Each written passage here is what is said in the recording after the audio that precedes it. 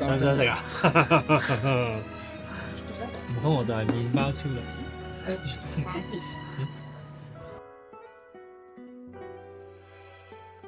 便利店中兜圈，逛了幾轉。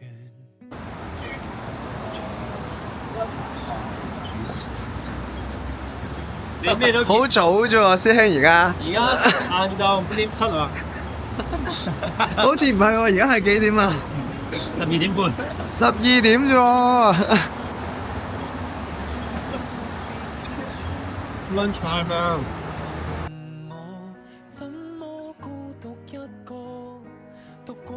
今日就我哋首先去咗一個整蛋糕嘅 workshop 啦。咁其實我呢個 workshop 咧係扮呢一間 cafe 嘅廚房嘅。呢間 cafe 咧係講阿 Aska 平時做嘢嘅地方。咁其實佢咧呢個咩角色咧？佢係一個好 sweet、好細心、好愛錫佢嘅顧客嘅一個店長嚟嘅。佢會阿 Aska 咧會即係好悉心做佢每一杯嘅咖啡啦，會好悉心咁樣去送上呢一個食物俾呢啲顧客啦。係同一時間咧，其實佢唔好識得愛錫自己嘅。咁又點解咧？因為佢對於嗰種愛情啊，對於需唔需要人陪伴啊，佢自己有一個距離嘅。佢自己對呢一樣嘢已經冇乜盼望，甚至乎恐懼。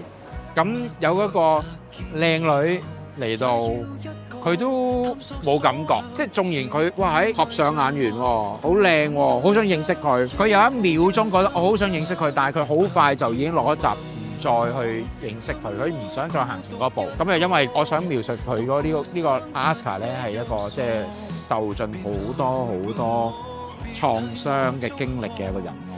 嗰啲緊張添，啱啱導演講完成個 story talk。我哋要對住 Aska Action！好唔好食啊？ Aska 好力，佢仲要有呢個檸檬流，唔係講笑。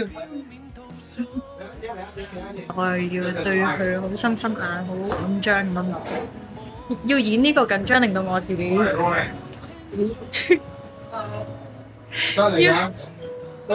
要演呢個緊張，令到我都有啲緊張。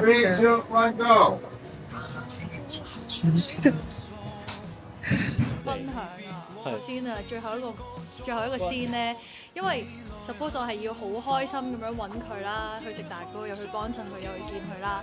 跟住但係佢就因為生日，所以要提早收鋪，跟住就超級冷漠地拒絕咗我啦。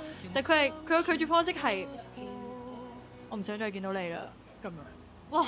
我爭啲眼有淚光啊！